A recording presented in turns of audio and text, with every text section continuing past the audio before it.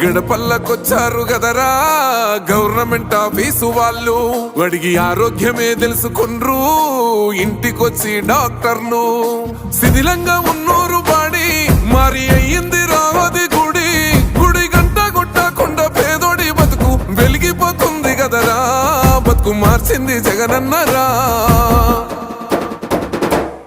ఏం తక్కువ చేసిండురా రాజన్న కొడుకు, కోరి పథకాన్ని పంపిండురా పేదింటి వరకు.